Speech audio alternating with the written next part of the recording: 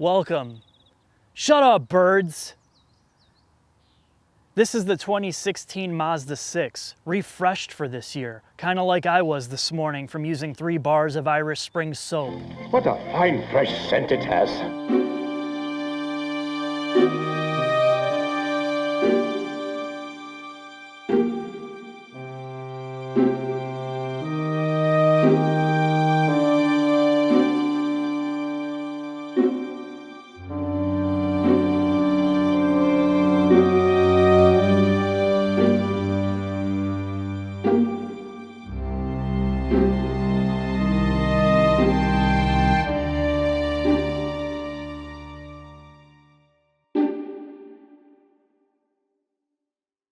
When you come up to the Mazda 6, the first thing I notice, at least, from the side is these 19-inch gunmetal alloys. I'm sure they would look good in almost any color on this car.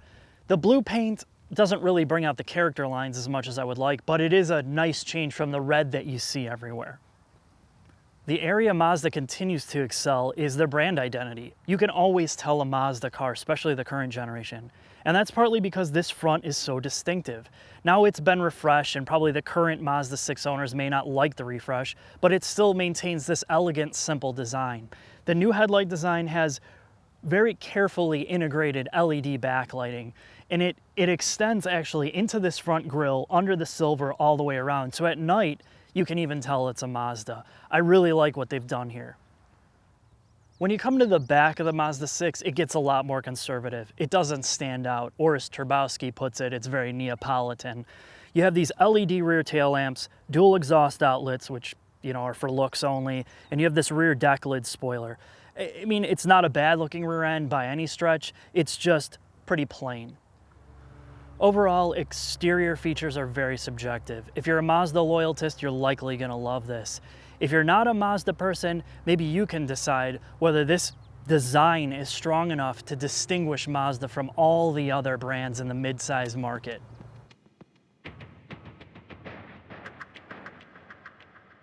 Over Torque's. We're in the shop, Scott. Yes, we are. This isn't a Mazda 6 though. How come we don't have the Mazda 6? You got repoed? Our Mazda 6 got taken back because we were driving 190 miles an hour. They had a GPS tracker in there. Yep, and they found Scott. What were you doing in it? I never even saw the car. That's true, you never did. It's because I f***ed up the schedule, and we thought it was for 7 days, and it was for 6 days, and the day we were gonna shoot in the Shoppe, they took it back. So what you have here, It's the same car but smaller. it's the Mazda 6 in half, and it looks very similar. Mazda 3. Oh, that would be Mazda 3. I don't know how to do math. It has a strut-based suspension. And they both have a strut-based suspension, and there's aero panels. You know what the worst thing about this car is, though? What? It doesn't have front camber adjustment. I just can't believe they wouldn't put it on such a performance car. The first thing you're going to notice about the Mazda 6 when you get inside is there is some wind noise. You do hear some wind turbulence, and you do get tire roar from these 19-inch tires. Now, it depends how sensitive you are, because for the class, it's definitely not it's not a huge deal, but it's noticeable. One of the things you notice about this car right away is just kind of how lackadaisical the transmission is. It just feels slow to get going. And then all your accelerator inputs are just kind of numb feeling. And it's mostly because they have this transmission tuned for fuel efficiency. There's no way around it. It gets to the highest gear quickly. It just doesn't feel very peppy. The thing is that's not really a bad thing, because the point of this car is fuel efficiency. Now, with that said, there is a sport mode on this transmission. You can go into manual mode. You can switch it to sport.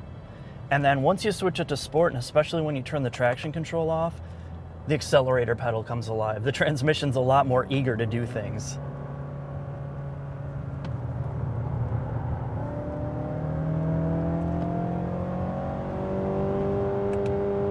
It will hold revs. It won't upshift for you.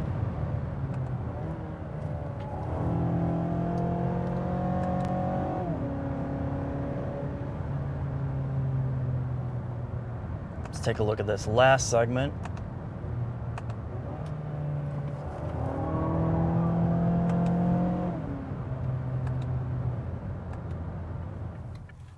All right, let's check out the acceleration here.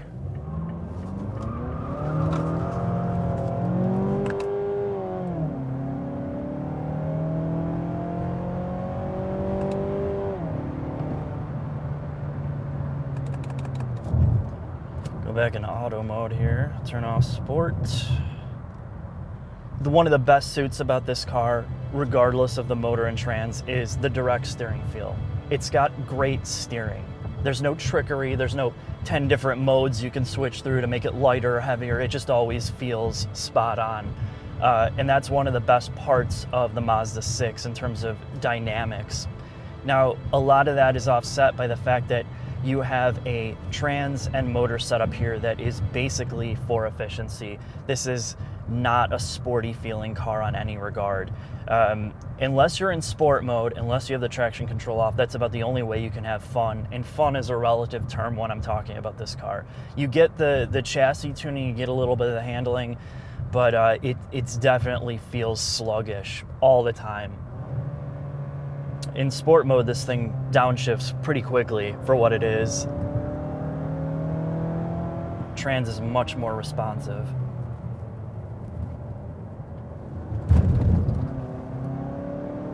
Dampens the bumps pretty well.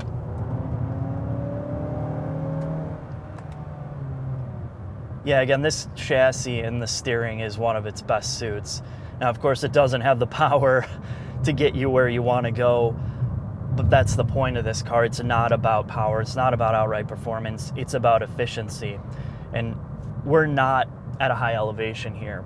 And I know there's a lot of reviews that say this car does not get good fuel efficiency, but that's contrary to what my testing is, and I'm really hard on cars. This whole tank average has been 30 miles per gallon, and I'm at 30.2. And that was with 4 hours of idling with filming, beating on the car. You know, if you're a normal driver, you should be expecting somewhere in the, at worst, low 30 mile per gallon range. You should probably settle, if you're doing mixed driving, between 32 and 35. And if you're in highway driving, I don't see any reason why you can't be in the high 30s in this vehicle. The brake pedal feel. And I noticed this from more of my aggressive drives. It's got a deeper pedal travel. You don't get just that strong initial bite from the brake pedal when you stab at it. You have to go into it deeper for it to get any type of real decent stopping power. Now, if you're one of those people that like a real progressive brake pedal feel, and this is a commuter car, so take that for what it's worth, you're gonna like this. But if you're somebody that likes a sensitive instant bite brake pedal, this is not gonna do it for you.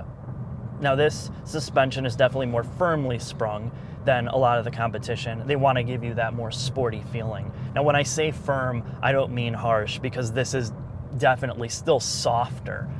The only time you notice the suspension is more floaty is really when you're in the more high-speed maneuvers, like if you're on the freeway going over 45, 50, 60 miles an hour and you start to turn, you feel that compliance in the chassis, and that's also going to help you over bumps and stuff on the highway.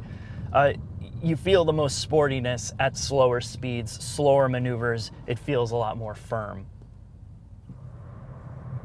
Now, at first I thought this suspension might be a little over-dampened, but when you get over the chop and over the bumpy stuff, it does a really good job at absorbing uneven pavement. It just does it really well without transmitting every single bump into the cabin. Now, there is one area with this 6 that stings. That's the fact that you only have one motor option, the 2.5 liter. And it's not that there's a problem with the 2.5. It's shared in other vehicles. It's just that this car feels like it's transcending its price point. The interior feels high quality. The exterior plays the part. It feels more luxurious. When you only have that 2.5 liter, it kills some of the aspects that you would expect from it. A V6 would feel right at home in here. A 2.5 liter turbo would transcend this from kind of mundane into a little bit more sporty. So since you only have the 2.5 liter, you kind of have to change your mindset. Now, part of the efficiency technology is clearly in your motor and transmission. That's the foundation. The other thing Mazda has included here is this IE loop. Now, it's completely transparent to the driver in this 2016 model unless you pull up the fuel economy monitor on your infotainment. So that's the only way you know anything's going on here behind the scenes. And what IE Loop does is it's actually pretty interesting. They take a variable voltage alternator and it's able to turn itself or disconnect from the serpentine belt or the pulleys, so it's not causing parasitic load on the engine. Because when you're deaccelerating, that alternator's re-enabling and charging up this large capacitor. And this capacitor charges in 7 seconds. So you back off the accelerator going 50 miles an hour, that capacitor flash charges. It charges extremely quick. So after that, it can disable the onboard alternator, just disconnect itself through a clutch, and then it runs off the capacitor for power, for like your headlights, your aircon, your infotainment, everything is run off the capacitor, so it doesn't leach power off the motor. That is the next step for Mazda to create better fuel efficiency. The next part of that is iStop. And iStop is not available in America, of course, because Mazda didn't see the justification of spending the money to put it in these cars when the EPA wasn't going to give them any bonus points or improve fuel efficiency, because it's not proven in our EPA cycle here. Now, we know start-stop technology works, and namely if you're in stop-and-go traffic and the car is going to idle stop is going to help, but you don't have that here.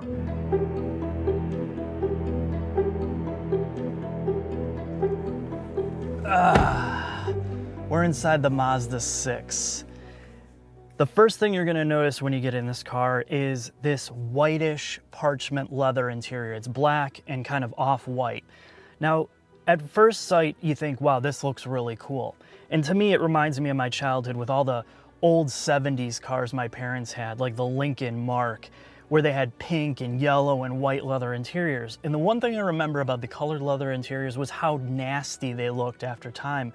And you can tell in this press car, the certain areas that you've touched your arms on with oil or suntan lotion, or if you're a girl, makeup, there's a lot of stains on this white leather already. Now, while it looks very cool in some cases, I don't think it's that functional for long-term ownership unless you're a nut about keeping it clean. Regardless of what leather color you choose, you can be rest assured this is one of the best interiors in its class. In fact, this is what sells me on the Mazda 6, is this interior cabin. And a lot of it is their use of materials. From the gunmetal accents on the steering wheel and the door handles to this brushed metal-looking aluminum across the whole center of the dashboard. You have a good blend of plastics, from hard, soft, to just really almost leatherish looking vinyl in here. All over this cabin, there's attention to detail. It almost looks, well, in some cases it looks stolen from BMW, but in some cases it's original Mazda, and it just has the functionality and the ergonomics to match. Everybody's a critic. Whether it's cars, products, movies, TV, we all have something bad to say about something. Hey, this channel wouldn't exist if I didn't have something bad to say. The thing is I try not to be overly critical when you can tell there's effort placed. One of the worst things about this interior is the armrest, and it's a big part of the driving experience. In order to use it properly, it's so small, you have to have the seat all the way back to be able to rest your arm on it properly. And then the designers knew this, and you could tell because they padded the hell out of these side beams here, because that's really where your arm is going to be resting if you're short or you drive closer to the wheel. And to me, that's a difficult pill to swallow. You could tell they probably didn't have much trade-off here because of course you need storage space. The shifter console area is huge. Then you have your infotainment controls here now. And then, of course, cup holder. So what do you do? And their sacrifice was the armrest. I don't like it. There's something else that's completely inexcusable in this Mazda. That's their implementation of the heads-up display, or HUD. While most manufacturers have figured out how to project this information on the physical glass or windshield, they've decided to implement this motorized piece of plexiglass that comes up right in your line of sight. Now, if you sit low in your seat, it's even more obtrusive. Now, you can go into the infotainment and disable it, but of course, that little piece of plexiglass doesn't come down. And the worst thing is you see the backlight at night. It's still there. You can kind of see the glow of it in the plexiglass, which means you have to go back into the menu and lower the angle at which the projection is on the plexi, but that plexi is always there and I just can't tolerate it. If I own this car, that would almost be a deal breaker for me if there wasn't some hidden way to disable it, or I would just break it and just physically bend it down so it can never go up. One of the major reasons for this 2016 refresh was the inclusion of this infotainment system here. They've had to rework the dash to fit it. Now the thing is, this has been standard in the CX-5 and the Mazda 3 now, kind of a high volume proving ground. Now the thing is, Mazda was smart enough to know they weren't going to do this on their own. That's why they've outsourced the design and implementation to a company called Johnson Controls in Milwaukee. They're an industrial design firm. This is exactly what they do. And in the case of this infotainment setup, it's one of the best ones out there, regardless of price range. Now, it's software-based. Anytime you have something software-based, there's gonna be bugs, there's gonna be flakiness or instability. But overall, this is one of the big selling points of this car. The interior comfort's pretty intense. The seats are well bolstered. It has perforated leather, which means they stay cool. Now, of course, in this price range, you don't get cooled seats. And all honesty, even the cars I've been in with cooled seats don't work all that well.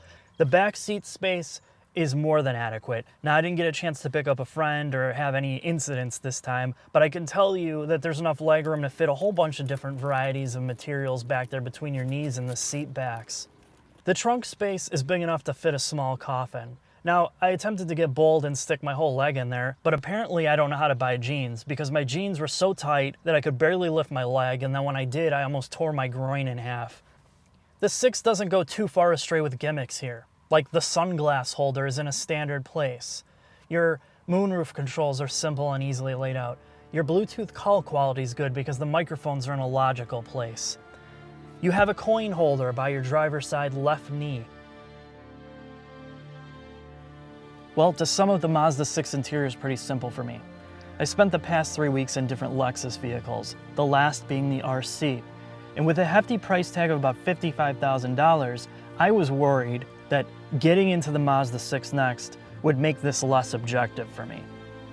And the honest truth is, this interior is so good for the price range. For 30 grand, in so many ways this rivals the Lexus. In some case exceeds it in terms of functionality and ergonomics. Now, is this a luxury car interior? No. But the choice of materials, the overall quality of this interior is just absolutely class leading. It's really astounding what they've been able to do here.